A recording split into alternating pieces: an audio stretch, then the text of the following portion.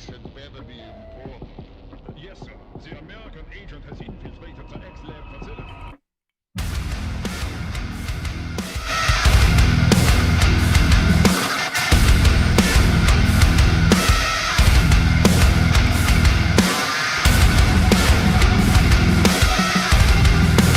Hello.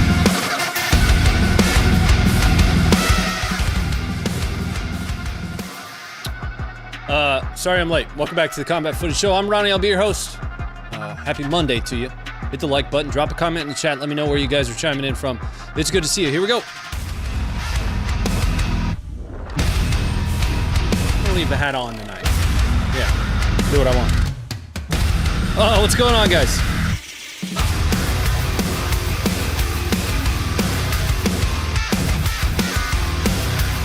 Come on, where's the chat at? Let's go. North Carolina, I see you. What's up? Funker's in the chat. Everybody say happy birthday to Funker. Because it was his birthday very recently, actually. And it's not my birthday today. But it's good to see you. Welcome back. What do we got here? We got Pennsylvania, Modesto, California. Welcome. The UK. What's up? Wear extra knife stabby armor or something. I don't know. Los Angeles, Egypt. Oh, it's going fast. Happy birthday, Funker. Yes, happy birthday, Funker. It's a little bit belated, but, you know, only about a couple days. Buffalo, New York, welcome in. Well, welcome back to the show. We're a little bit late today, largely because we had a little bit of scare on the Funker team. I've been talking a lot about the possibility that at some point we continue to push the boundaries. This isn't me complaining. This is just me talking about something. You could talk about something without it being complaining. We continue to kind of push the boundaries of, you know, ensuring that we're helping people see the reality of combat, of war, with what YouTube allows. You know, you'll note that we don't do a whole lot of raw footage anymore, and like I've talked about, that's because YouTube has changed its rules on how you do raw footage. You're not supposed to. You know, this show is ultimately us attempting to play within the boundaries of what YouTube wants to do, you know, and that's also one of the reasons we have the app and the website. But they wouldn't let me schedule a live stream today, so we were a little worried because the backup plan as it stands right now would be to stream to the app, which we do have that capability. But you know, we've been you know, working with this community here since 2008, 2007, 2008, something like that, and you know, one fell swoop of no longer using it anymore is still, you know, to a certain extent, kind of panicky. You know what I mean? But turned out it was maybe a bug or something. I'm not sure. But we're here. It's good to see you. We're going to be jumping around, you know, war everywhere all at once kind of deal again tonight. We'll start with Israel. We're going to see quite a bit of footage coming out of Israel. Just a reminder for those that haven't tuned in for a Monday stream before, what we do between the difference between the Monday and the Friday streams. Monday is typically kind of a recap of any footage that either for some reason wasn't covered on Friday, and I shouldn't say any, it's what I could compile, or was released over the weekend, right? So we've got quite a bit though to talk about. We're going to be talking about Hezbollah and what some would kind of classify as something of an escalation. You know, they're no longer really picking a fight with a tower. They're kind of sending it. We're going to talk about the Houthis right out of the gate here in a minute, but eventually we're going to circle around to Ukraine as well. So we'll be talking a little bit about the Dnipro Bridgehead in Krinky, like we have been. But I want to show you guys first the footage of the Houthis escalating. Or excuse me, I wouldn't say that. Well, this is kind of an escalation as well. The Houthis, which are another Iranian-backed organization, but this time out of Yemen, decided to do their best. I don't know, they did a lot more than a lot of people expected them to be capable of doing. Check out this footage, and we'll talk about it as it goes through.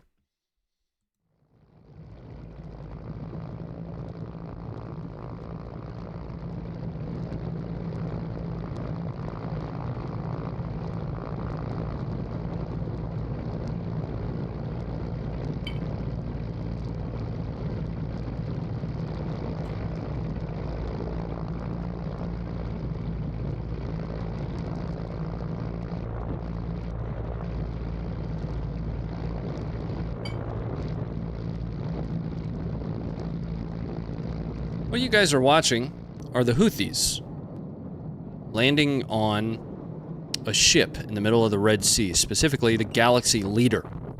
Galaxy Leader is a cargo ship.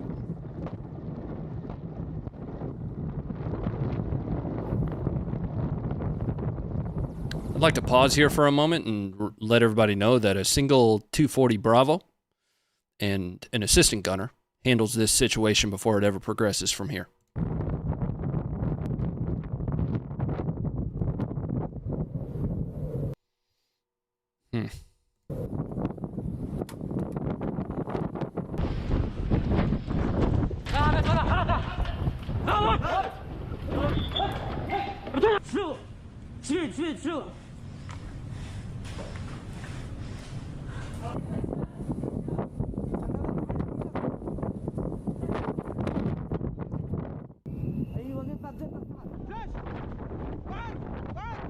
What you're effectively looking at here is the hijacking of the Galaxy Leader. Now, the Galaxy Leader has an interesting... The Houthis have an interesting justification for the capture of the Galaxy Leader. They said specifically that they did so because of its Israeli ties. There are some, but let's look at this at face value. The Galaxy Leader is British-owned, Bahamas-flagged, Japanese-operated, and crewed by Filipinos, Bulgarians, Romanians, Ukrainians, and Mexicans. Now, where the Israeli tie to the Galaxy Leader specifically is the company, the British company that owns the Galaxy Leader, and I'm just going to scroll this back so you can continue watching it, is actually owned, the CEO is owned by, and the CEO are both Israeli.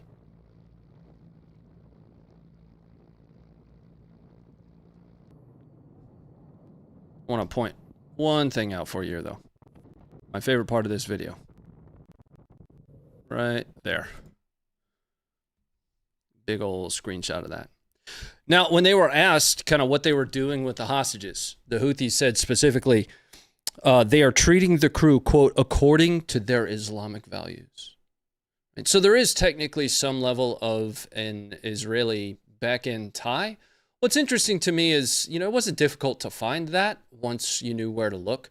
But from an equipment perspective, from an intelligence perspective here, there's some enablement going on there, kind of lending a little bit of credibility to what is generally a universal truth, and that is that ultimately the Houthis are facilitated both monetarily and from an equipment perspective by Iran. That's the first thing that I wanted to show you guys tonight, but we're going to be jumping over to the map here. I'll be talking a little bit about, we're going to jump into the Israel-Gaza conflict, war. Just like always, we'll be starting in the north, where technically speaking, you're going to be looking at something of an escalation here. Not great on, I have a geolocation for it, but specifically we'll be talking about Hezbollah and one of their strikes, or a series of strikes, I should say, took place around here. We will see some footage in the West Bank. I want to say we're going to see stuff from Jerusalem and, you know, stuff from a smaller village up here. But then we will eventually make our way down into Gaza, where we'll see a little bit of an update on the Israeli ground assault as they continue to kind of close in on Gaza City. But first, let's start with Hezbollah. Hezbollah launched a series of strikes, which reportedly also included a suicide plane. I can't validate that. I didn't see that anywhere, but apparently it included a suicide plane, and I just can't be 100% certain. But they launched a series of strikes on Biranit Military Camp, which I have a geolocation for you here. Looking at the border of Lebanon, right there. And the Biranit Military Camp here. The Biranit Military Camp, whoa, right here. This one. The Biranit Military Camp dates all the way back to 1948. And the limited video that we have is going to show you what looks to be some pretty heavy destruction. And we'll talk more specifically about the munitions that were used. And then we'll also talk about Israel's response to that. Here comes some footage.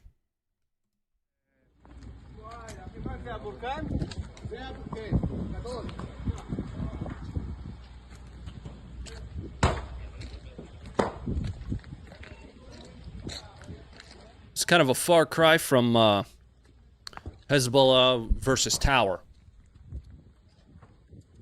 I don't know exactly where in Biranit Camp this is located. I'm assuming at some point this is going to be geolocated, but we're also going to see Hezbollah released footage of the launch. First, more video from on the ground. Here you are.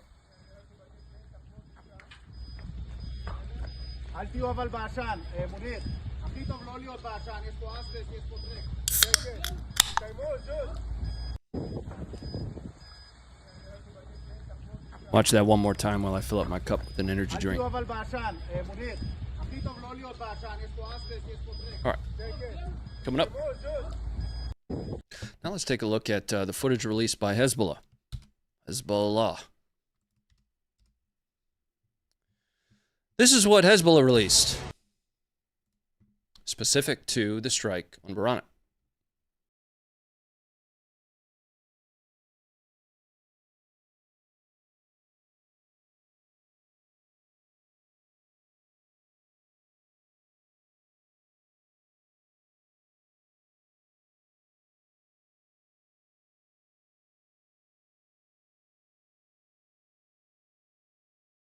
Video game music.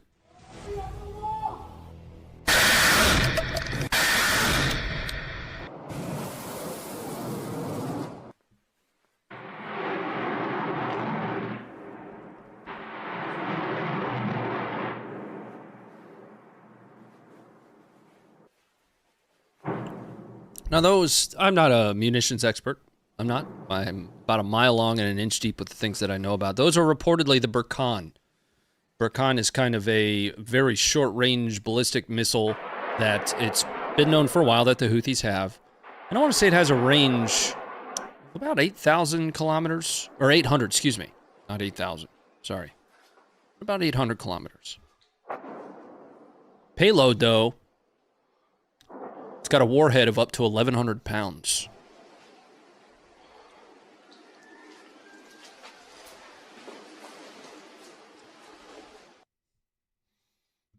I feel like they were probably still trying to target, you know, the tower and just missed. That's just me personally. But Israel said, okay, that's fine, and continued to use the Yeetus Deletus spell in response. This is the direct response from Israel on Hezbollah. Here, targeting Hezbollah infrastructure.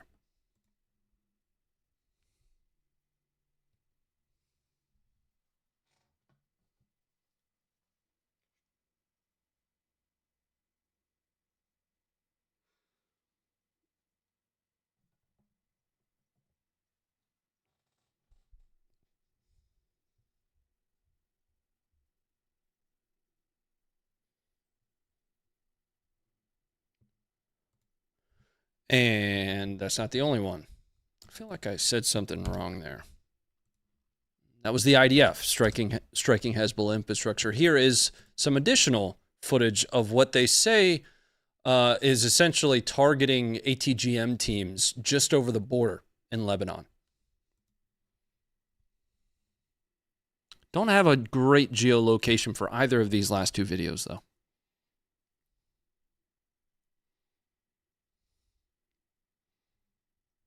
Just let that run through one more time. And before we move into the West Bank, we're not very close to it right now, but before we move into the next section, I want to kind of give one of those overarching discretions that I do.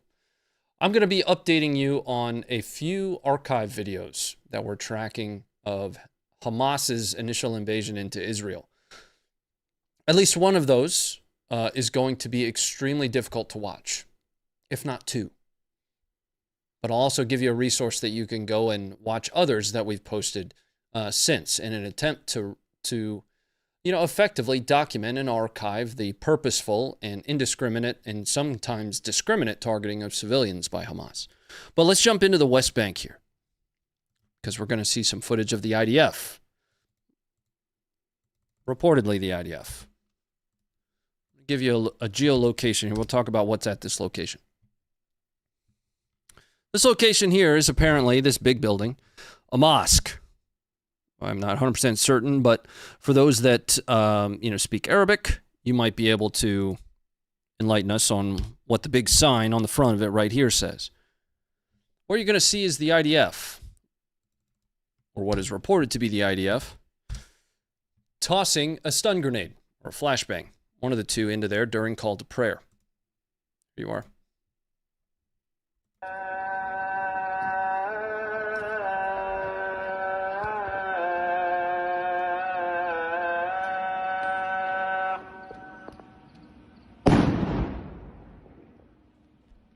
You know, I'm not to make light of this, but this is my OCD speaking here. It was kind of timed.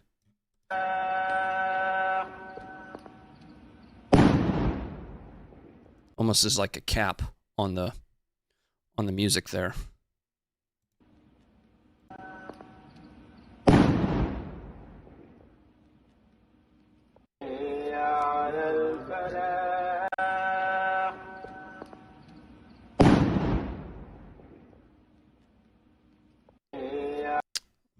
Let's go back to... Let's just bring it back up, and we'll head to the next video because we're going to jump right over to Jerusalem. We have quite a bit of footage tonight. We did go over, once again, excuse me, the stream description allowance. You know, I went past my allowed characters, so we do have a lot of stuff to look at. But let's jump over to Jerusalem. Again, I don't mean to make light of that. It's just, that's like an OCD thing kicking in. You know, listening to the music, going with the beat of it. It's not really music, whatever. Here's Jerusalem. There was a IDF checkpoint, traffic stop, you know, something along those lines that took place here in Jerusalem, right next to the Rockefeller Garden, I guess close to it. Well, the IDF didn't enjoy this Turkish journalist filming there. And they're going to need a new lens.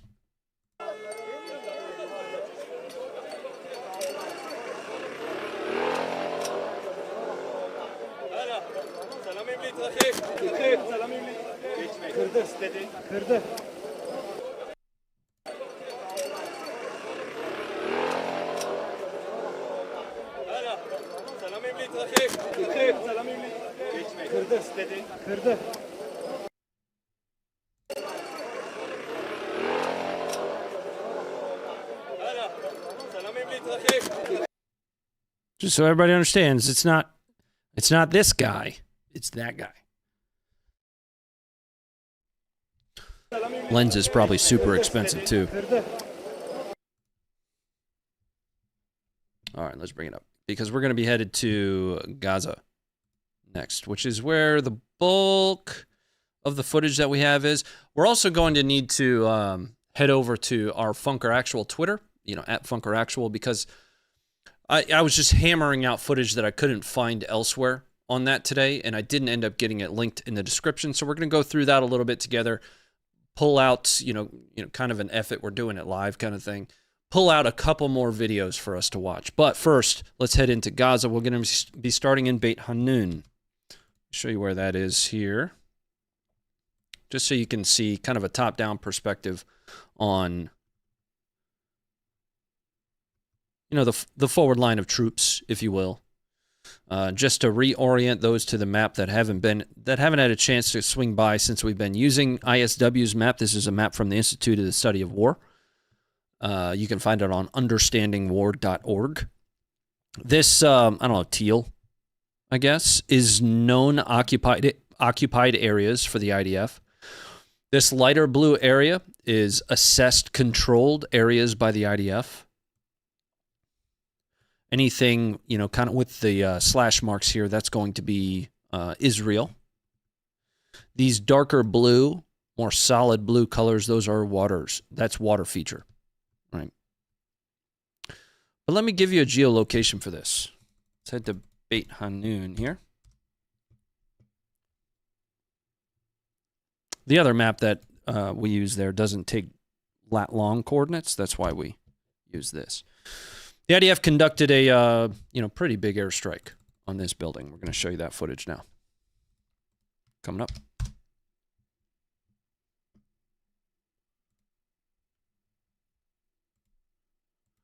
Now, specifically, this is reported to have targeted tunnels. We're going to talk about tunnels here in a little bit.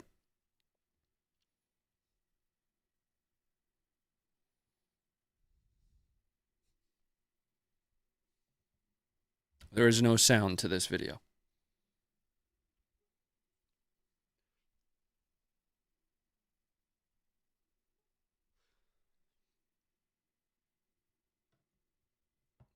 Something that's important to note is the satellite imagery you're going to find on, Google Maps, Google Earth, the ISW's map, which is going to be driven by potentially Maxar satellite imagery. Those aren't going to be updated to show, what Gaza looks like now. If you recall what that section of Beit Hanun looked like, it did not look like this.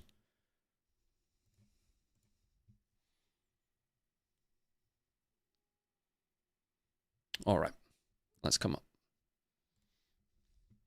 Now in Beit Lahia, give you a geolocation for that. Well, first I'll show you on the map. So it's going to be in this general area here. I do have a geolocation for it, which I'll be pulling up in a second. It's over here. Here's the geolocation for it. The IDF targeted what they said was an observation post, an OP for Hamas. This building. What was unclear to me is, I shouldn't say what munition, but what platform was used to target it. It's in a relative sense, especially looking at some of the other strikes we've seen, kind of a small boom. It's not a big boom. I mean, it's big if you're there. If you're everything's relative. If you're standing there like these guys were, you don't want to be standing there. But it's unclear to me exactly what munition or platform was used for this. Nope, definitely not a Hellfire. Definitely not a Hellfire. Almost looks like some form of a shoulder-fired launcher. Really difficult to say.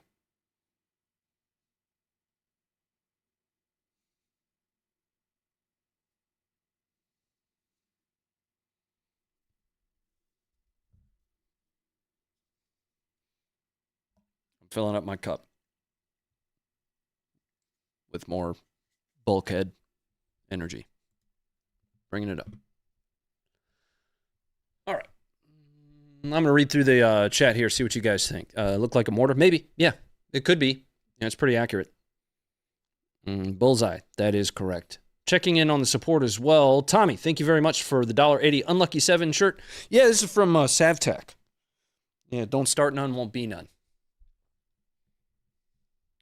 Thanks very much for the $1.80. And Excavation Nation, thanks for the $5. Hey, Ronnie, hope your War Thunder grind's going well. I've been sucked into a black hole, and I can't climb out of it. I have one-moored myself in War Thunder till like 2 a.m. multiple nights in a row. Crazy. Thanks very much again for the 5. Taco Del 95, thank you very much for the $2. What have I missed? Hope all is well. There's a lot always. There's always something to miss. I miss something every day. Right? Well, there'll be footage that was released over the weekend that we won't be able to cover here. So probably a lot, if you just wanted me to be honest with you. We're going to move. Remember that discretion that I gave you guys? This is where it's going to apply. This is going to be one of the most graphic videos that I've ever shown you. I'm just being honest about it. I have a lot of questions about it. I have a lot of questions about what munition was used, how exactly some of this was possible. But this is the kind of thing that you can't not cover. Let's watch the video, but it specifically is going to be a claimed strike of some kind on the Alpha Cora UNRWA, which is the UN Relief and Works Agency School. Let me show you on the map where it takes place, and then we're going to watch the footage.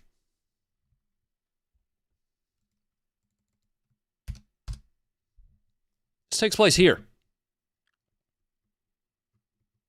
So make note of, some of this structure including this canopy that you have here. Right? That is a canopy, and you're going to see a very clear image of that here in a moment. But this was hit by something, and there are dozens that were killed, to include children. This is going to be a difficult video to watch, and I can't reiterate enough. Discretion's advised on this one. We'll talk about the questions that I have after we watch the video.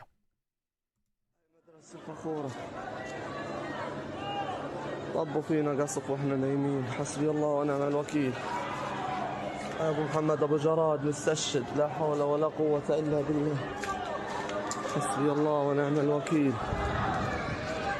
حسبي الله ونعم الوكيل حسبي الله ونعم الوكيل لا حول ولا قوه الا بالله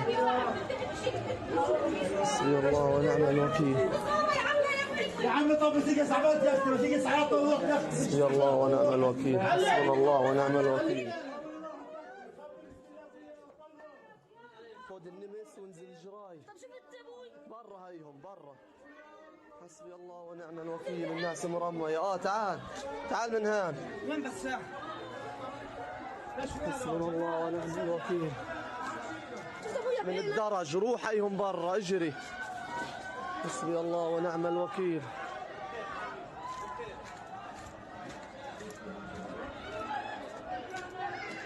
حسبي الله ونعم الوكيل حسبنا الله ونعم الوكيل لا حول ولا قوة إلا بالله العلي العظيم أيهم وهم نايمين. All right, let's talk about this for a second because it's more or less the same of what we're watching. The questions that I have about this are mostly surrounding. First and foremost, it's terrifying to look at. As a dad, as a human being, seeing that amount of clear non-combatants killed, injured, wounded is horrifying. That is an unfortunate and ultimate reality of war. The questions that I have, though, are what munition was used? Because what we're seeing here is this individual passed through multiple rooms, those rooms still being generally intact with casualties deep into those rooms and not a whole lot of structural damage. In fact, the only structural damage that we have is here in one of the previous rooms.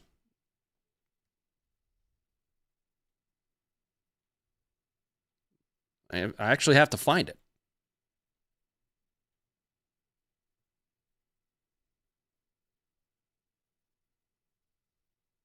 There, right there. That's the only structural damage I can find on this. Now, I don't know whether the roof is intact. We never see the roof. But there are a lot of questions. Something happened here. And regardless of what happened, whomever is responsible for it is ultimately accountable. That's what I wanted to report to you guys on this one. But this is a strike on the Al-Faqura UNRWA. It's reported as a boys' school. But there are a couple questions that people had, like, what are they all doing there in the first place? According to reports, again, I just relay the information in context that I can find specific to a video. People are using these UN sites as shelter-in-place locations under the presumption that they'll have protections from targeting based on it either being a school or in a more broad scale, a UN site. This is one that I will hopefully have another update for you guys for on Friday. Let's move to the next video that I have coming up.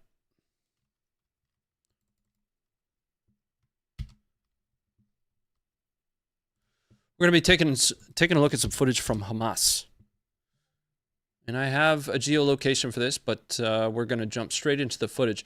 This is specifically the Rantisi Children's Hospital. You'll see.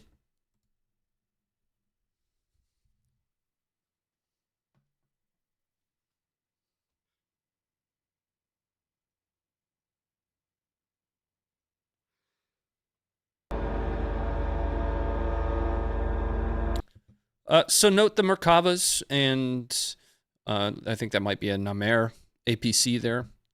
This specifically is the hospital.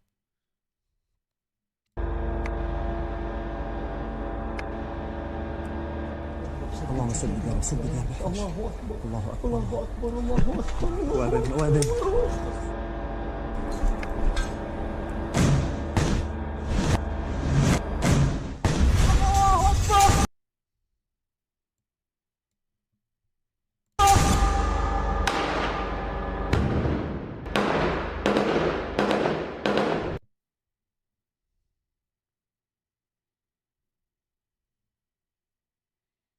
Okay. Just to kind of recap that for a second.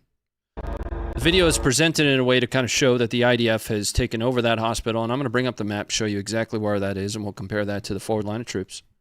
But what it looks like is Hamas moving for some level of a ground assault, if you will. And then ultimately choosing to fire an RPG through the front window.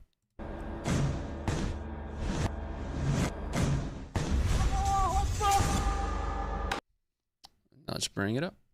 And we'll take a look at the geolocation for that now. Head into Google Earth first. So we'll get an understanding of exactly where it is, and then we'll marry that against, just for the knowledge, the forward line of troops. Here.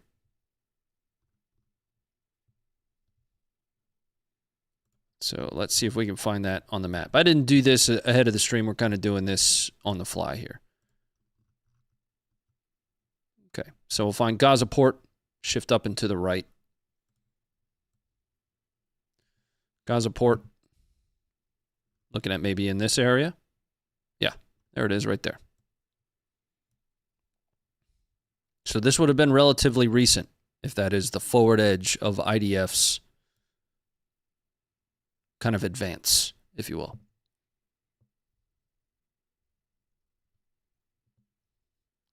Speaking of hospitals, though, let's head to Al-Shifa. We'll talk a little bit about the Al-Shifa hospital. Let me get that pulled up for you on the map. Just to update everybody where it is.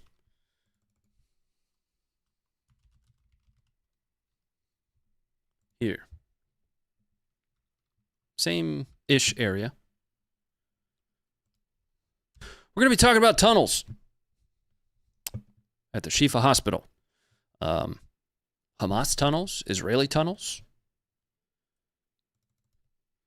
Let's watch the first video that I have here. This is going to be the IDF sending, you know, the dopest drone operator. Anyway, here they fly a drone down into the tunnel. Here it is.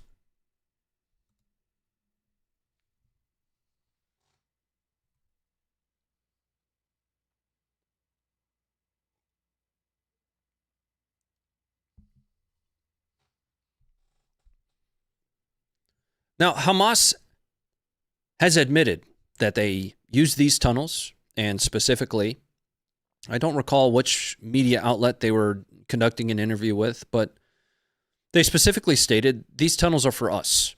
We use them, and they are not for Palestinian civilians to shelter. I was actually hoping to have that interview available here tonight, but I just wasn't able to find it quickly and had to move on to other areas of the stream.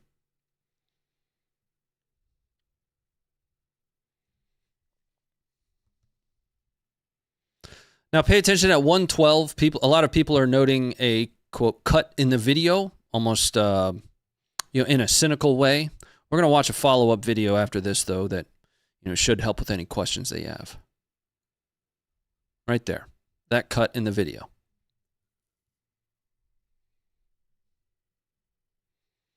How does the drone not lose connection? That's a great question. And there's a possibility that it might have, given that the video shuts off towards the very end here. But as you make your way down this kind of long, curved corridor, you're going to see a door at the end. And according to the IDF, that door has a firing port on it. We have yet to see what's behind this door.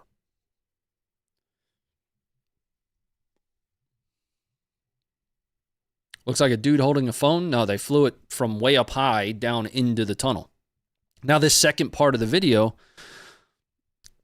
could very well be something different than the first part of the video. which again has a, different interface than what we're looking at here. So you see, you've got the drone kind of heads-up display, if you will.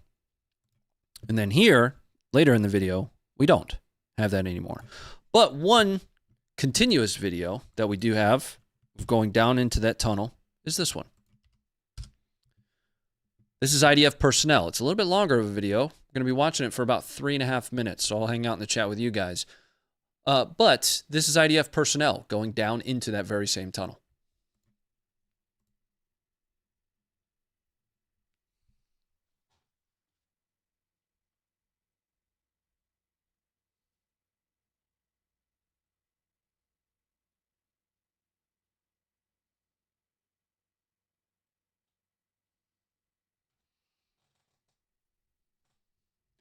Mission Your Mom, thank you very much for the 20. Appreciate that.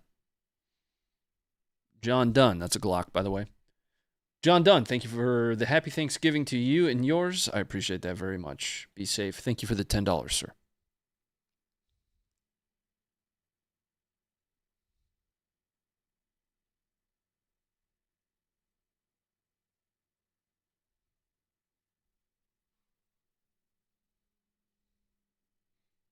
It's not a drone, it's a camera on a tether. There's a dude at the bottom of the tunnel that catches the camera and walks through the tunnel with it. We're going to go back and watch that video then, because the video starts with the camera on a tether very high up above the tunnel. Now, if the camera on the tether is attached to the drone, that makes a little bit more sense.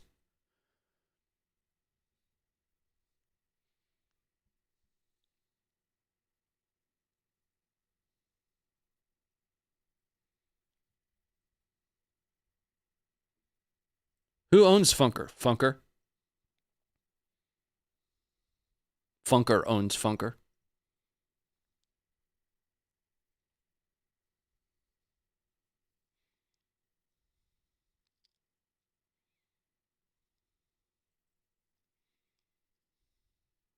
Who pays Funker? You?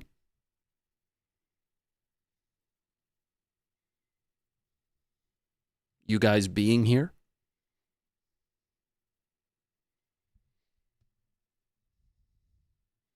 I'm not entirely certain why there's no audio to this video. They could have muted it for, OPSEC purposes. I'm not certain. I don't know that I've seen a version of this video with audio either.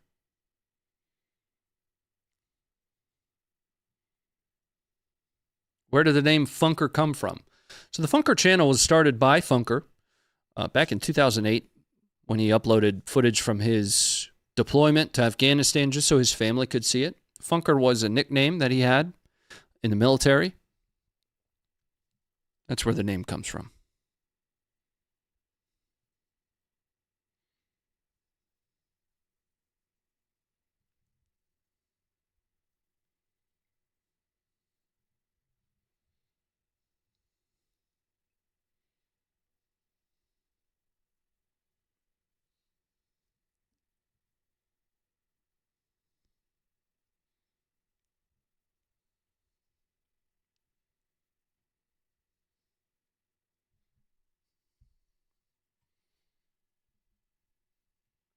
So one continuous video taking us all the way to the door. Now, I think there's somewhat of a consensus that what you're looking at here is a K9 on the second half of this video.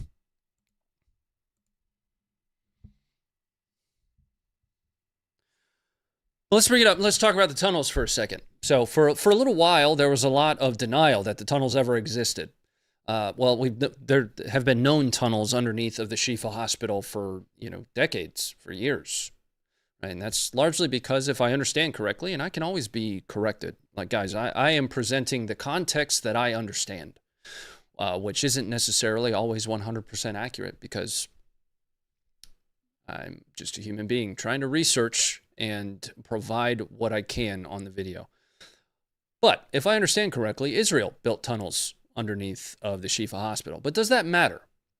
Does it matter who built the tunnels if ultimately they are still being used from a militant perspective? And that is the outlying question for a lot of people.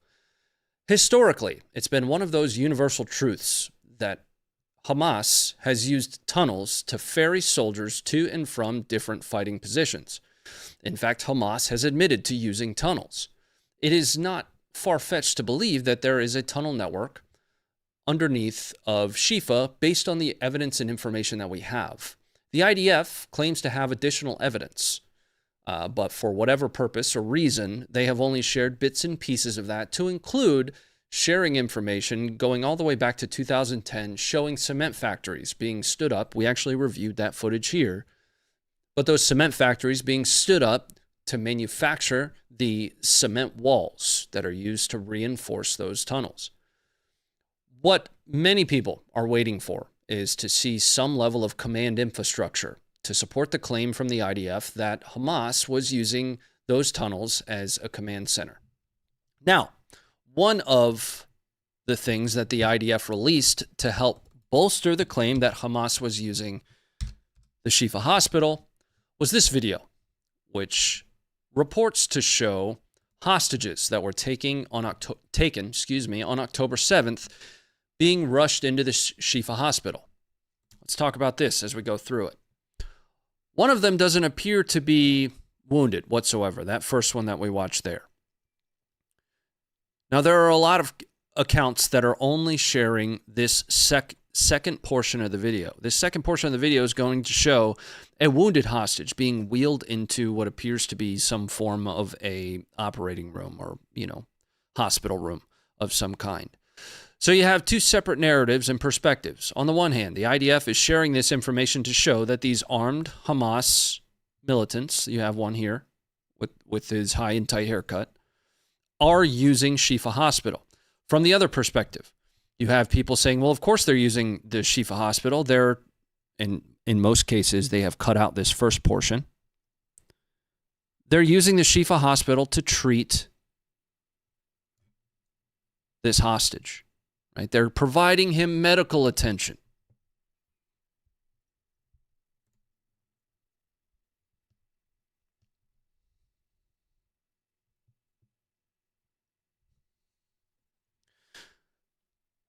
Now, this is coming direct from the IDF, and I want to say that their statement, let me read through their statement here. This is documentation from Shifa Hospital on the day of the massacre, October 7th, 2023, between the hours of 10:42 a.m. and 11:01. This is theirs. I don't know why I'm not showing you this.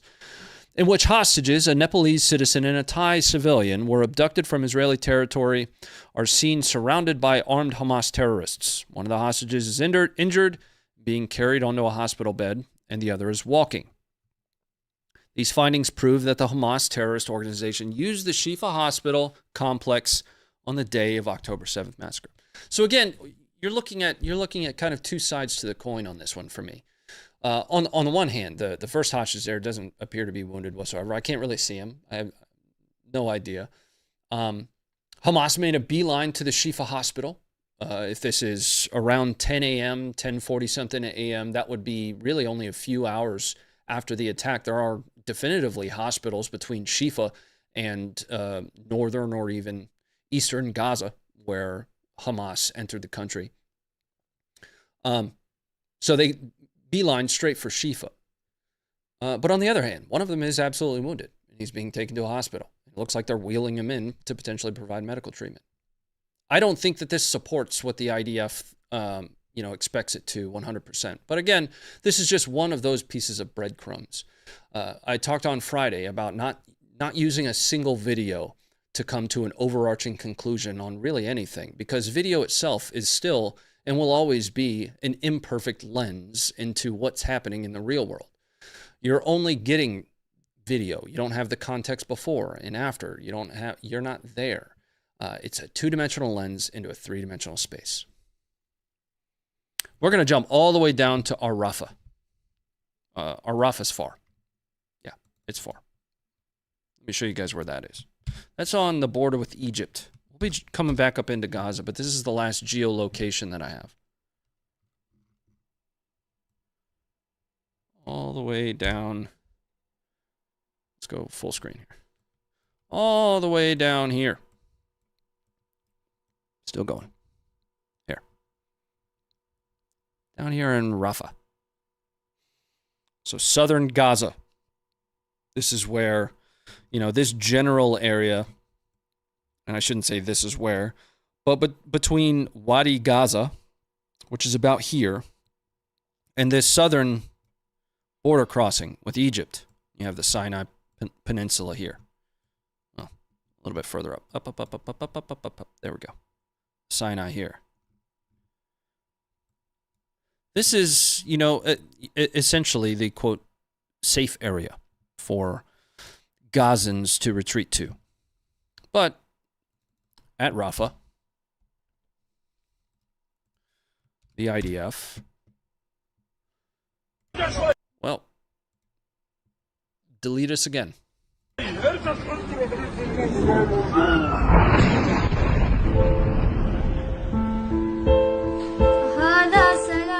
I don't know what's going on with the music, but let's watch the strike again.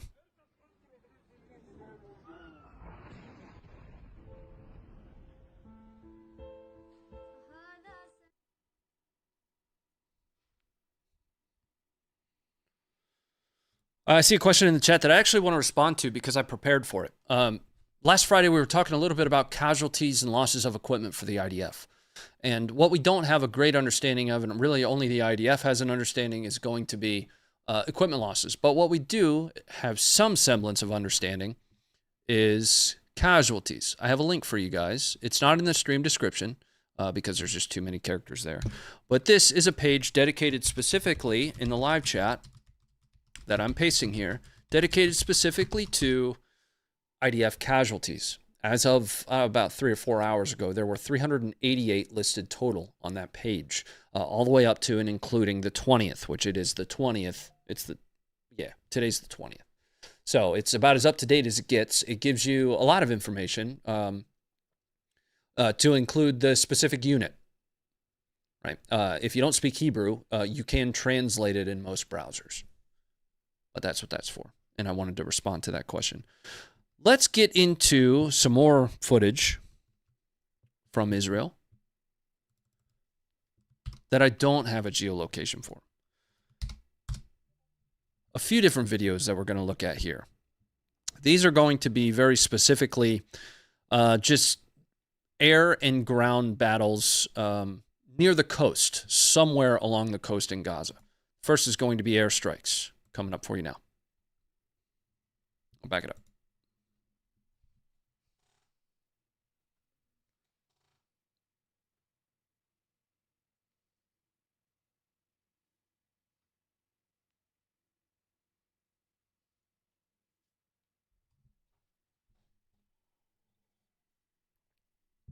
Okay.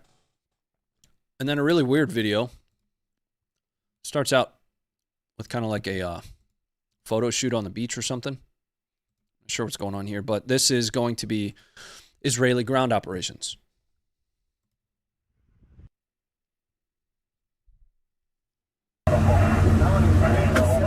They are reusing some of their footage. I mean, they're capturing a lot of footage, but that shot specifically of the tank, we've seen that before in the bloop video from Friday.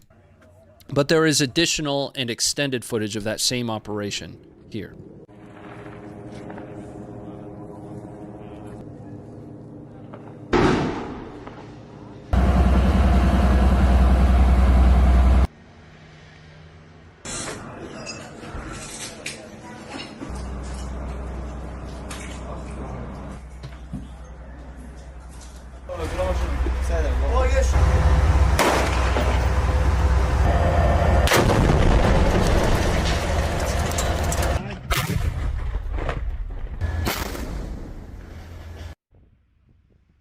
All right, again, that's weird.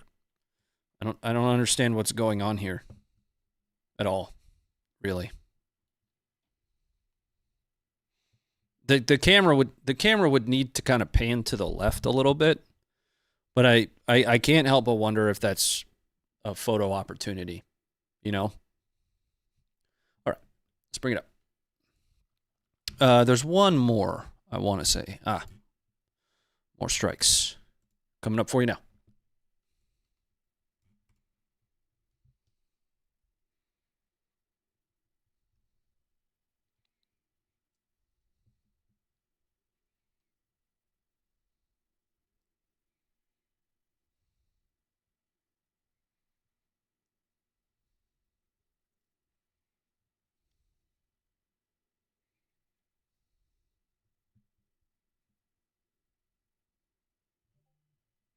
All right, coming up.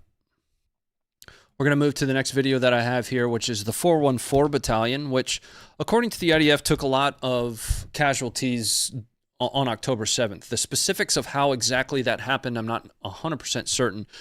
But based on the way that they released this footage, it sounds a whole lot to me like they are, air controllers. I wouldn't go as far as to say JTACs, but they talk about them being embedded with ground forces, actively engaged alongside infantry. This is reportedly some of both their coordinated strikes from the 414 Battalion specifically, as well as them being embedded with the IDF.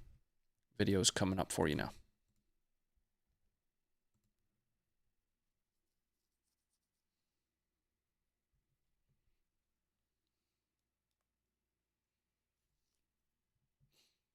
Hey, Cecil, War Thunder after? No, we won't be playing War Thunder tonight. I'm going to kick back on the vlog channel, and we'll do a post show where we just hang out and I drink bourbon the rest of the night.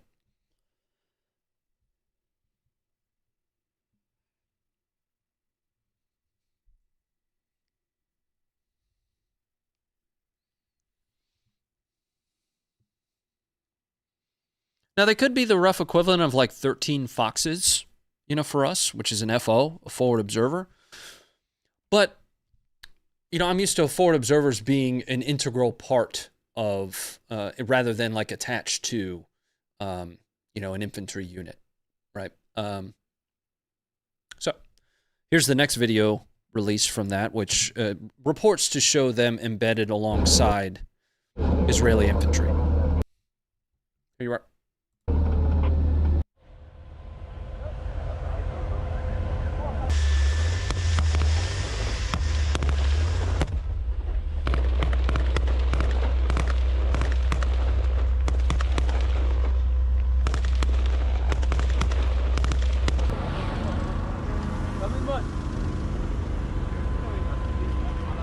Hell yeah, Cecil.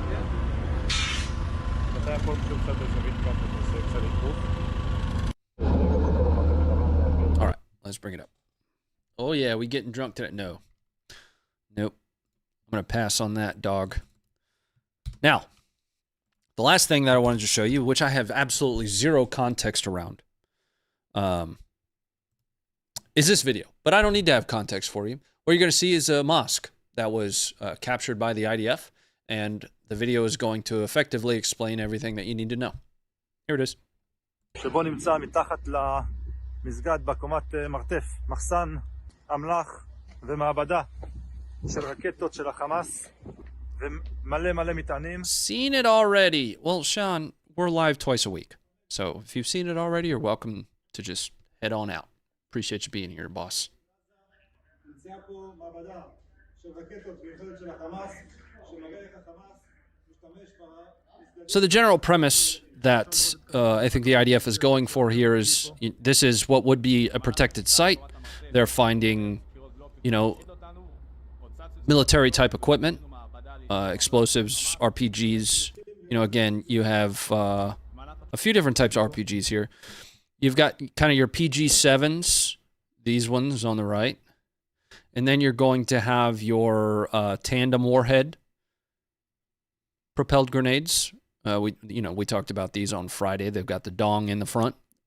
Dong means, that initial charge it's really ultimately designed to defeat passive protection systems, right? Not necessarily active protection systems, like the Trophy, the Windbreaker Trophy active protection system that the Merkavas and Namers use.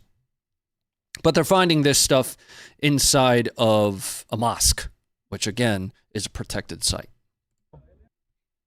במהלך השליטה בקומת המרתף מצאנו חדר קירות בלוקים שהפשיט אותנו, הוצצנו את קירות הבלוקים ובאמת גילינו מעבדה לייצור אמל"ח של החמאס ופיר שמוביל לבית תת-קרקעי. החמאס הסתיר את הפס ייצור הזה בתוך המסגד. ניתן לראות את הסימנים של הפיצוץ. לאחר שפוצצנו את הקירות התגלנו שני דברים, אחד מהם זה פיר. עומק משהו כמו 5 מטר. And what do we have there? I'm kind of waiting for somebody to tell me that that's the path to the kitchen cellar or something. That's a tunnel underneath of the mosque. ממש פה מתחת למסגד, פה במרתף שלו, זה So מה that is. שנמצא כחלק מהפשיטה. ניתן לראות פה כל מיני עזרים מהסוג המלח. פה אפשר לראות על הלוח את השרטוטים של הרקטות. ובחדר הזה ניתן לי ממש לראות המון חלקים של ייצור המלח, פה פצמ"רים, נשקים טרמוברים, RPG. There's a lot of stuff, guys.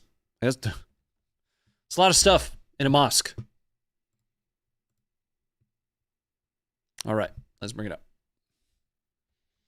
Now what I want to do is head over to the Funker Twitter. I told you guys we were going to do this, where we have more footage.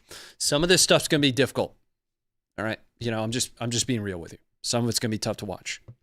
I don't care what your political alliance looks like. I don't care who you quote unquote support.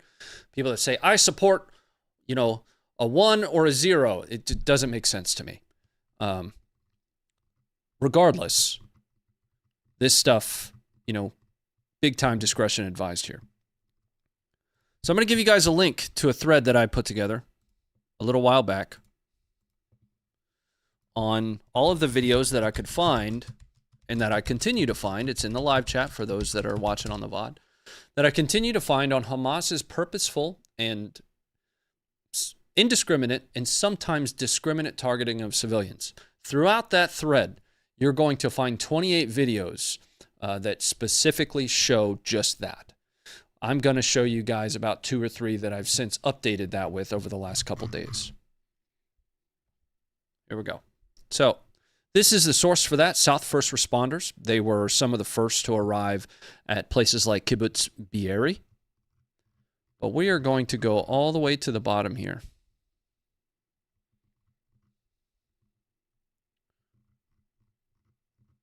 We're actually only going to watch one of these. I need to find video 28 here. This is what you're going to see. Hamas chases after and kills at least 2 women near Kibbutz Alumim. I'm not known for my pronunciations.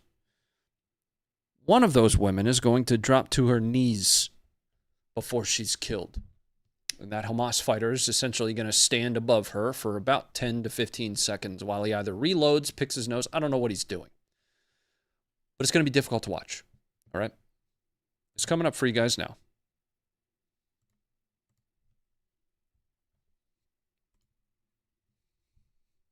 This is just the latest video that I've added to this thread.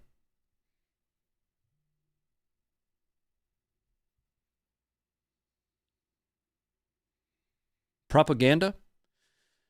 AB Rock, help me understand how this is propaganda.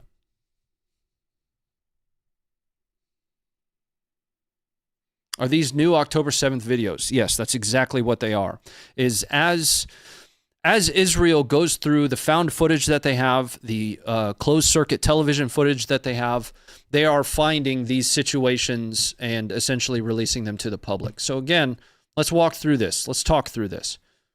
So these 2 civilians specifically, these 2 women, okay, they are running from this Hamas fighter here, which by definition, you can't call him anything other than a terrorist. He's eventually going to catch up to them.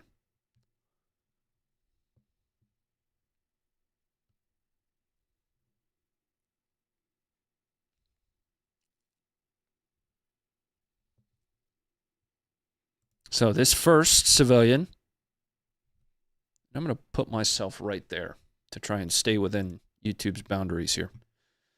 This first civilian has caught up to. She's either fighting back, but she was killed right there. This second has dropped to her knees. She has not been engaged so far, but the Hamas fighter just engaged the additional civilians that ran across the street. He's going to stand there for a minute. I don't know if he's reloading, talking on the radio, or what. But she is 100% a non-combatant at this point. And then she was just killed. Again, this took place at Kibbutz Alumim.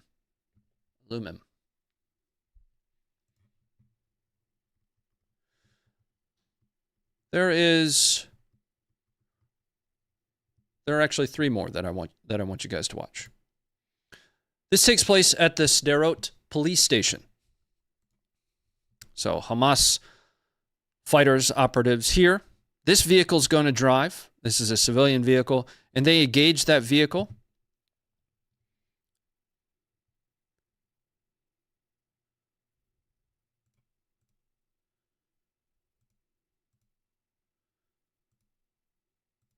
Killing the mother inside.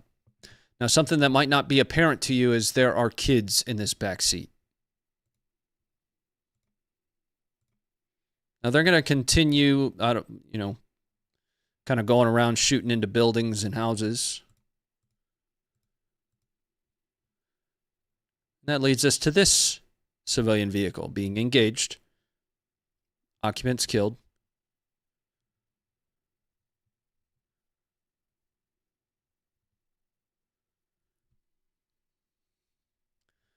That's going to lead us to the next part of this video.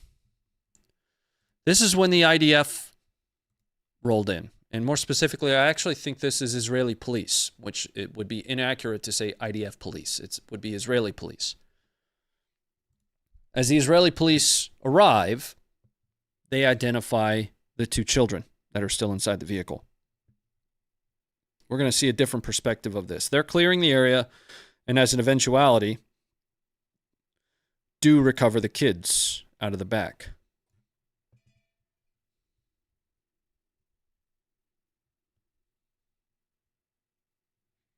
Now let's look at a different perspective of that. Discretion's advised on this one. Parents in the chat. I'm talking to you.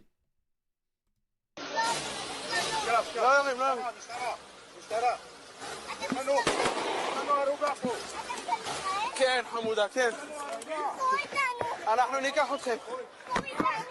בואי. אז בסדר, אני איתך.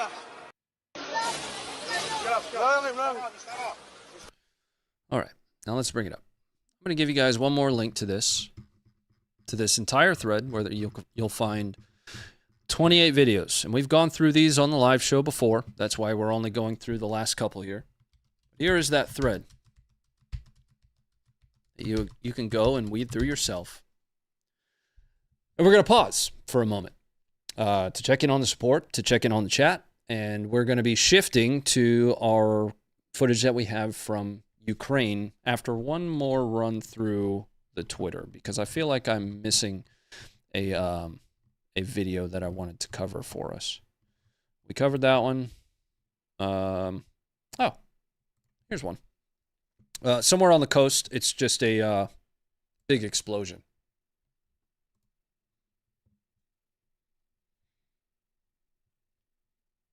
The IDF's report that they released is the destruction of terrorist infrastructure. And these troops that are recording this are, their hearing issues are not service related.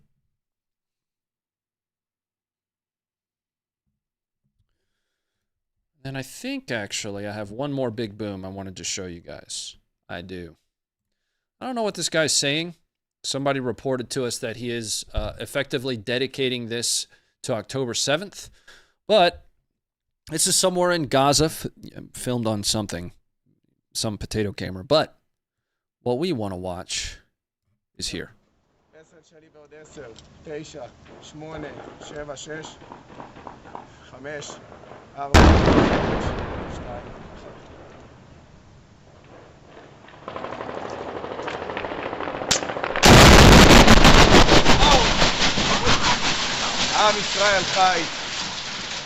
What he says there at the end, if I understand correctly, is Israel is alive.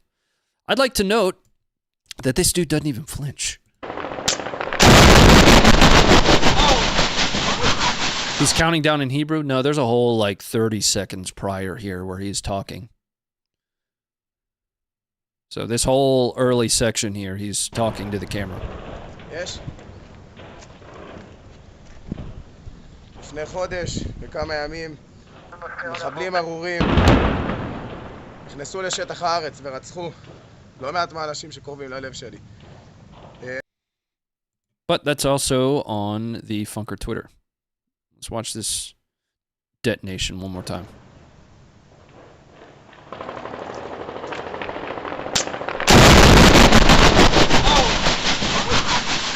עם ישראל חי. All right, let's bring it up because, like I said, now is when we're going to be swapping. I shouldn't say swapping, but we are going to be shifting on the map. We cover all war. We have for a long time.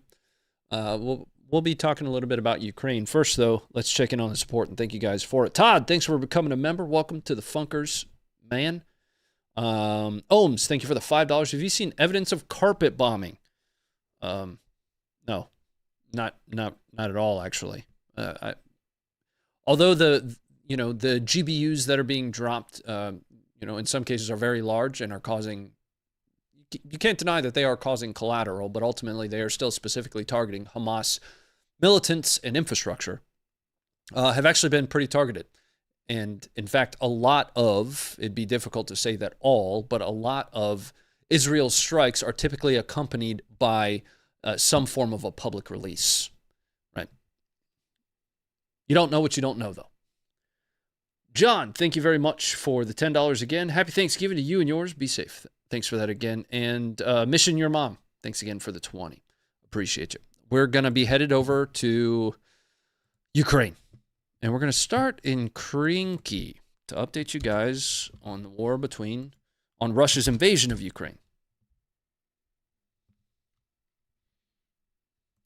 This is coming up for you here in a second. I recorded the wrong location, but here we go. Krinky here. Now, specifically, we're going to be talking about, I want to say this spot right here. And the bridgehead, or at least Ukraine's efforts to, further solidify their bridgehead that they have on the, southern side of the river. That would be the left bank if you were facing downstream, or the east side if you're looking at it in totality, right? This being the east side.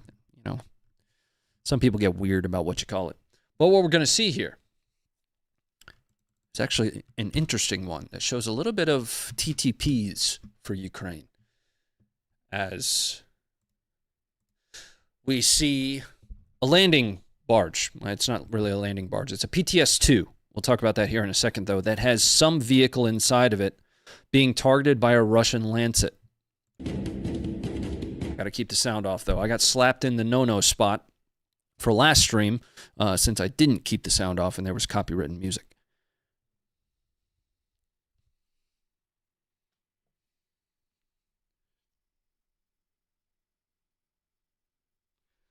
Boom. Now, if I understand some of the background here correctly, and this is more rument than I can validate, this PTS-2, which I'll show you an image of here with some stats on what exactly you're looking at, was actually abandoned there on or around like the first week of November, specifically because it was stuck where it is. Now, as far as the PTS-2, that is this here.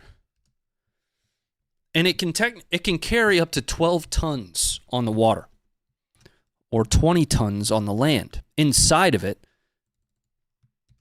is a vehicle that's covered by camo netting. Not unlike this one. I mean, this one's not covered in camo netting. You're not stupid. You can see that, but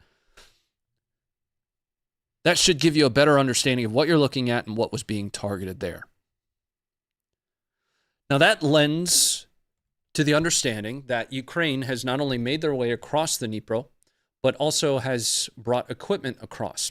Understanding that you can't take one video and come to some level of conclusion for something overarching. It is too feasible to believe that there have been more instances of that were successful, right? So to see, you only see video of one and it was targeted. They did one, they probably did more than one. Now in Krinky, this one I do have a geolocation for. Come on. Here. And I'll pull up the deep state map here in a little bit.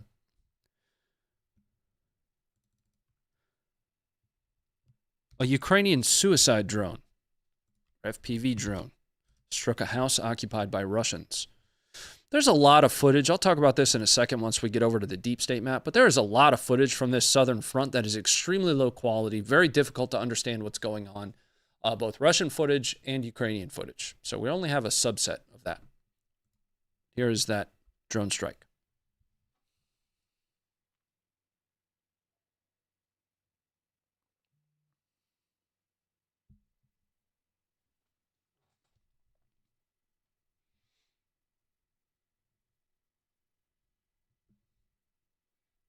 They added this for, I think, humor at the end there.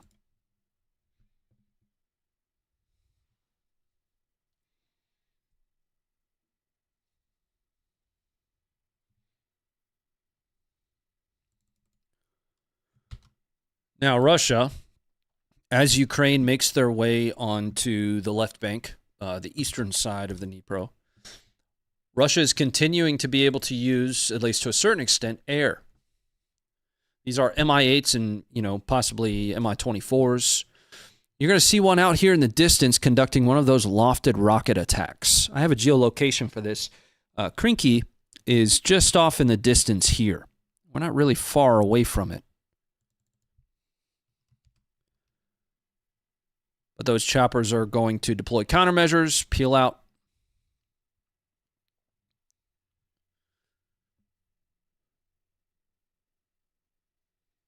And let's take a look at the location for that. Back to Google Earth. This is the location of the chopper that was firing. Stop moving. Go. Bringing it up. So here you have Krinky. I don't know if I'm pronouncing that correctly. I'm doing my best to be respectful about it. This is the location of that chopper that was firing. And we have seen footage that shows, in the lofted technique that I'm talking about. They'll fly up, both Ukraine and Russia do it, and they kind of tilt the nose up and send all those rockets out, and they kind of fly for a little while. They're unguided rockets, and then just fall wherever they fall, if you will, which I find to be very interesting because Russians are still in Krinky. Unless they're not, but that's a Russian chopper firing lofted, unguided rockets right at Krinky. I don't know. But deeper into Kherson. Let's jump deeper. And I want to pull up Deep State. That way we have the forward line of troops, and we can look at, the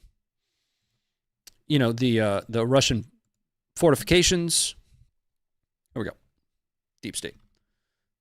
So this is that Bridgehead, that contested area here. This is the specific area of Krinky that is assessed to be still contested. But I think more information will end up flowing over the next couple of weeks on, who truly controls that area. But let's go to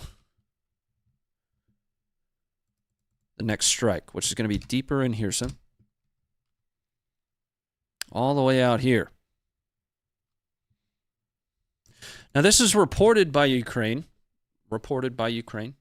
to be some form of a logistics hub for Russia, maybe a command and control center. Not entirely certain, but it was double tapped by missiles pretty far, pretty deep. Penetrated pretty deep.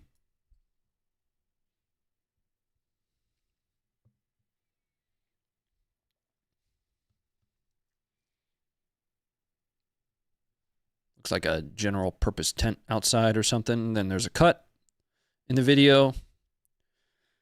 Then we're going to come back to a building that doesn't look like it's supposed to. It's not supposed to look like that. Then, Russian vehicles leaving the building afterwards.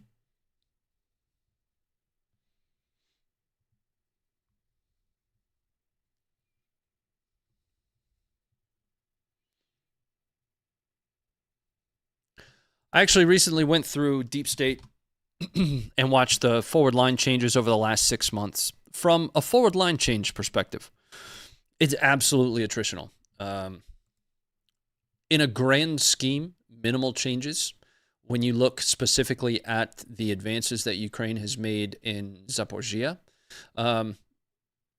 I mean, it's in the realm of 600 some odd kilometers squared. It's not a small amount between Zaporizhia and the western part of Donetsk. And then when you start to include the gains that they made around Bakhmut, they're not a small amount of land that they've taken back. But on the whole, relatively small forward line changes over the last 6 months. But Russia is striking into Kherson as well. This is going to be footage of an M109 Paladin being hit by a Russian. I want to say this is actually a Lancet. Yes, it is a Lancet strike. It was initially thought that this was a Crab, the AHS Crab. There's the Lancet flying in, and it's going to cook off.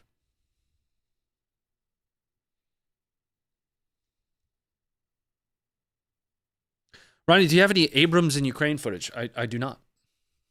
I do not. Still on the lookout for it.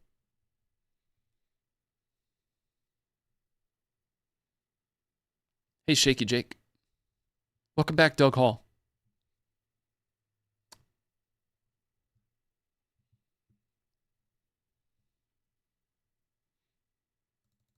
I've got a geolocation for this one for you. That 109 is going to kind of continue cooking off here.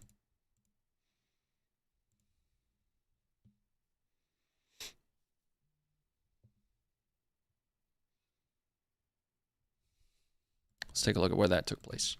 It's going to be the other side of the river. Here.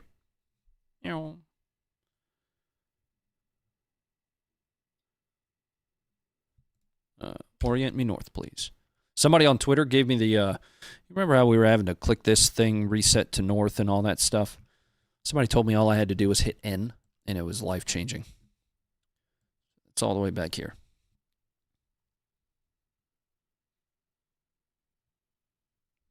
Now, there was plenty of other Russian strike footage, and when I say there's a lot of footage, guys, I mean there is a ton of footage from on both sides of the water down here in Kherson. The problem is it's extremely low-quality footage. I brought an example. I'm going to give you guys an example. There's a reason that we just don't watch all of it. Here is, I want to say, a Russian strike. Yeah. This is a Russian strike on a Ukrainian artillery piece.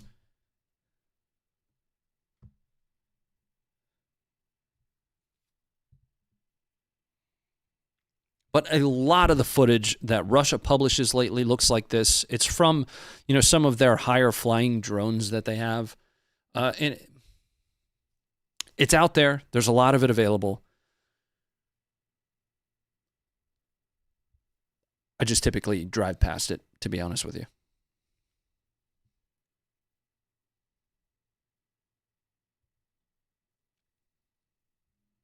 All right, let's move on, though. We're going to move over to Zaporizhia. We're going to see some footage from Novoprokopivka. First, let's check that out on the map. So we'll start with Deep State, give you an understanding of kind of where the forward line, or what the forward line looks like there. Okay. And here you are. So, Robotyne, Robotny, Novoprokopivka here. Now, if I'm not mistaken, this next video takes place basically right here. So you're going to see footage of a Ukrainian convoy. Now, that convoy is going to be making its way down, I believe, here, and I'll validate here in a moment. But I believe here, and it's going to, bust a U-turn and turn right back around and come back up here. Now, let's take a look at Google Earth so I can validate that. This is just if I remember documenting it properly, which I might not have. I think I nailed it. No, it was actually much closer. So it's actually this right here. I got close though, guys. So you'll see this Ukrainian convoy kind of move its way down this way, and then it's going to bust a U-turn, turn right back up here. Now on its way out of town, or, on its exfil, one of these Ukrainian vehicles is going to take a hit. But they immediately took contact, and that's probably why they turned around. I don't know if this is some kind of probing assault, movement to contact. Not certain. Here you are.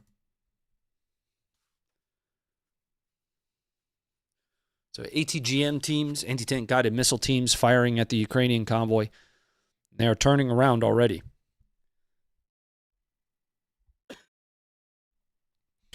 That one actually took a hit.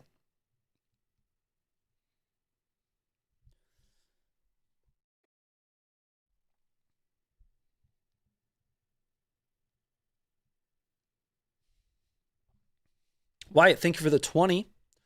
Based on the world politics and our own political weakness, think this kicks off to World War III? Which? I have a thought on that I'll share after we watch this video. Is the video over yet? No.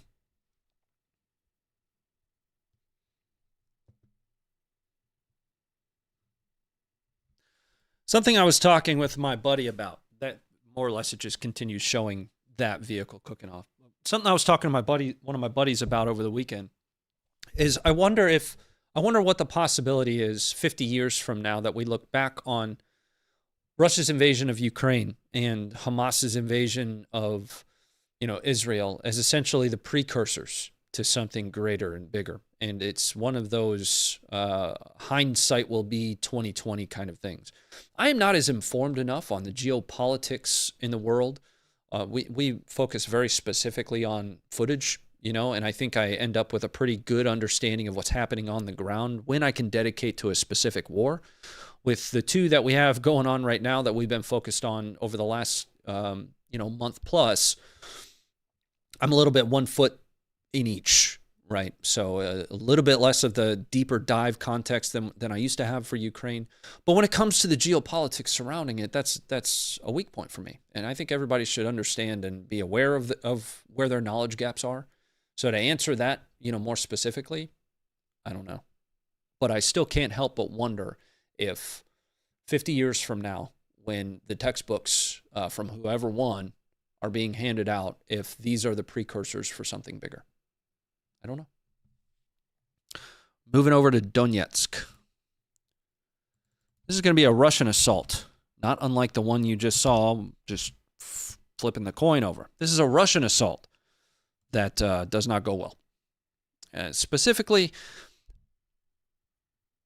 I don't. Pronouncing this one is going to be terrible. Statomlainivka. Okay. Well, here's the footage. Yeah, it doesn't go well.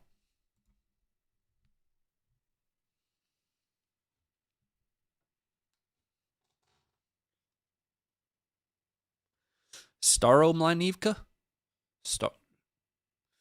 If it's Staromlainivka, I think, I'm certain that is on the Uruzhain front, just inside of Donetsk.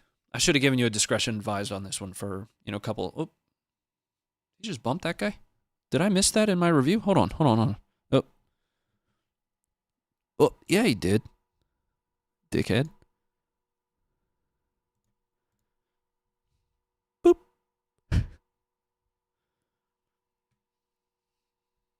Those are Russians.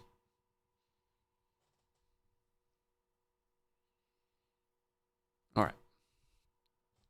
Let's take a look at the map, because if this is the area that I believe it is, and I don't have an exact geolocation, I'll show that to you. And it wouldn't necessarily make sense for it to be Staromlainivka. I'll show you why. Unless it's a general location, right? So this is the Staromlainivka that I am tracking here. What I have found is that in Ukraine there are multiple cities within, one character, the same name. But this is, I don't know, a couple kilometers behind the forward line here. Yeah, 3 kilometers or so. But I mean, that's really, honestly, not that far.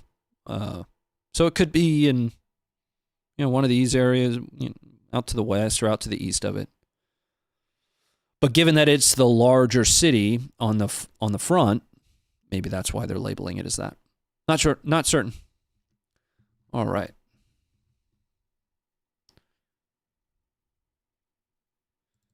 Not sure what happened to the rest of my videos here. My script, I shouldn't call it a script. It's just a list of videos. Got truncated somehow. We're going to be moving over to Stepova. This is going to be video of part of the fight for Avdiivka. We've talked about Avdiivka quite a bit and it being one of those major offensive efforts from Russia. This is on the northern edge of Avdiivka.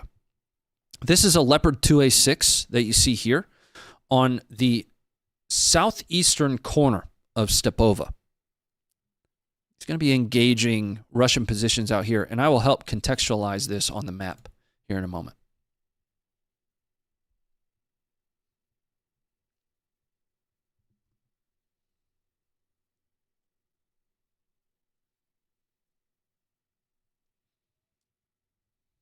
Like, I had footage of, like, Bradleys and stuff tonight, and it's not on my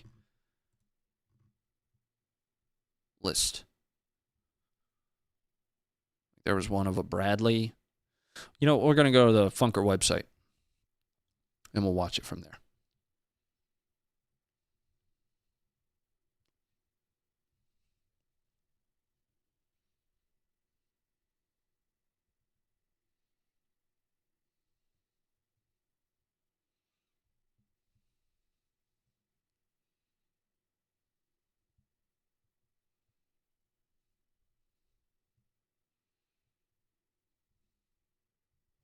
All right, let's go to the map.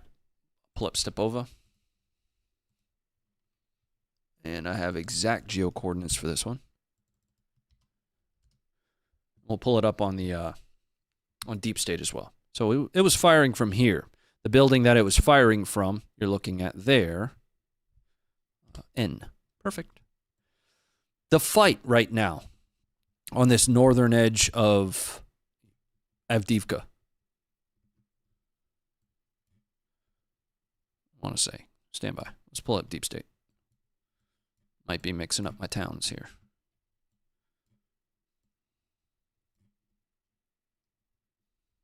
Yeah, no, we're right. But the fight in this small section of the front is for these little buildings here on the railroad. That's what you see that tank engaging. Now, that information is derived from Russian telegrams that were talking about the fight for Stepova or the fight for Avdiivka in general. But Avdiivka still, you know, Russia is still working full envelopment of it. Ukraine has taken some of the ground back around it. But Russia kind of continues to slowly advance here. So if we go back about a week, you can kind of watch the forward line slowly shift forward. Not without losing a lot of equipment and personnel, though. Let's take a look at Funker site, because some of the photos, or excuse me, videos that I had for us to cover, for some reason, got truncated. This is somewhere on the Avdiivka front. Discretion's advised on this one. It's going to, you know, show some deceased here, but these are Ukrainians targeting Russian armor and the personnel that are trying to take cover in that armor after they were targeted in the first place. So there are Russians underneath of these vehicles, kind of taking cover.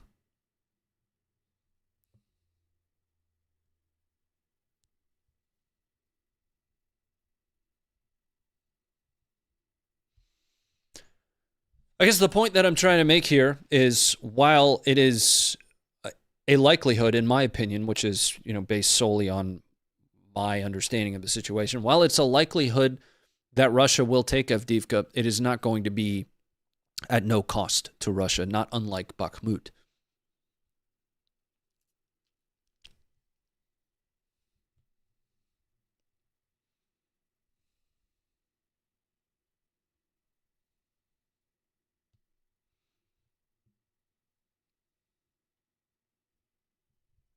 And I think on Friday I showed you guys some video or some footage that in just one video alone, you were able to count more than 20 Russian vehicle losses. But again, that is ultimately the reality of what's happening in Avdiivka. It's wave after wave of Russians slowly inching forward at a high cost of equipment and personnel.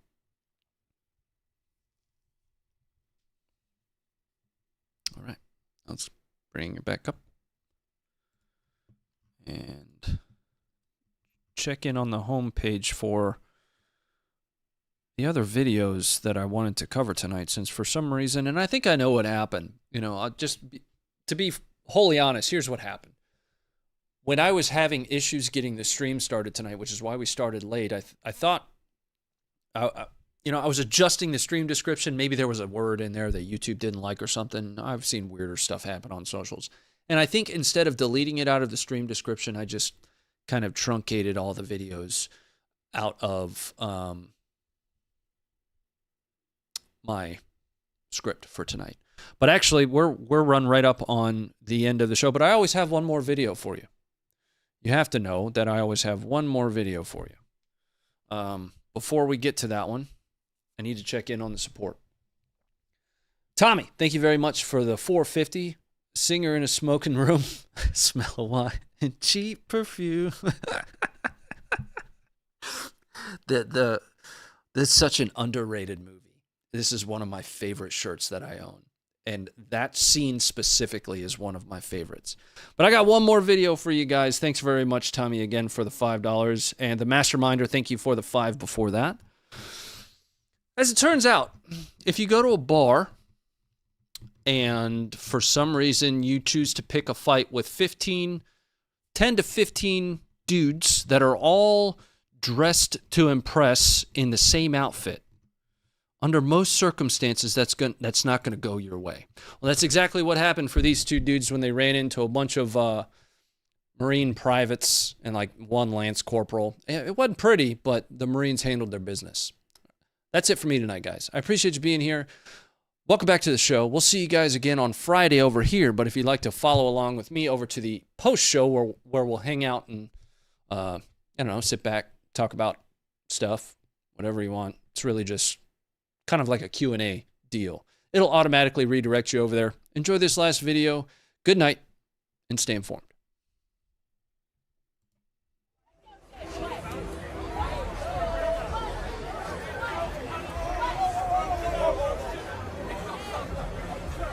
I'd like to actually walk you guys through this one. I was going to just walk away, but this Lance Corporal here knows exactly what's about to happen. Right now, what he's doing, he's squaring all his shit away, and I think he's actually taking his shoes off. I don't know if he just edge dressed him or what, but he's putting his ID away. He's going to square stuff away in his pockets while these guys are getting into it. He moves this is the part that got me the first time I watched this. He throws this damn scooter out of the way so that it's not an obstacle. Or this corporal, excuse me, not a Lance Corporal. These guys are Lance Corporals, aren't they? I don't know Marine ranks.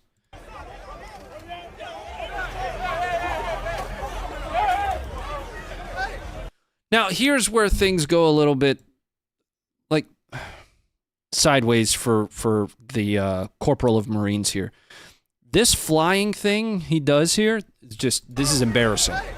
He makes up for it, though. So that's that Corporal that just did this flying kind of takes him to the ground.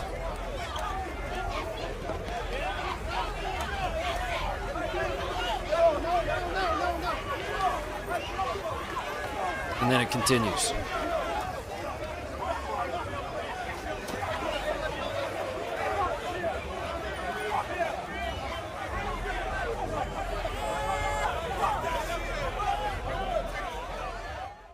Now, I'm not sure what started this, but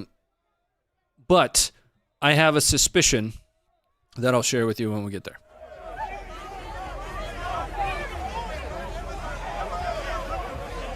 There's a lot of cops.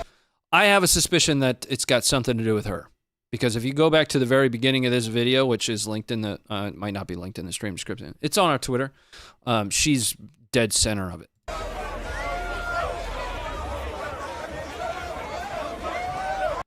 All the Marines go home? No, they start to get arrested.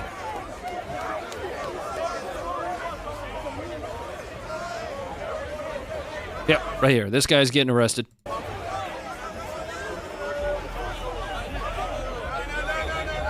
See, they're trying to pull him out of there, and the police officers are telling him, no.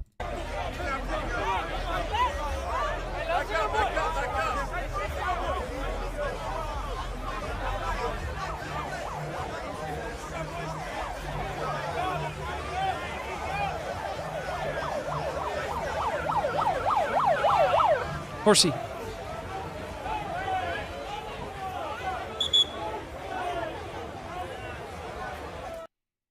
And then this is just another fight that takes place. But you guys can go check that out on the Funker Twitter. Once again, I'm out of here. Thanks for joining me. We'll see you over on the other show. Good night.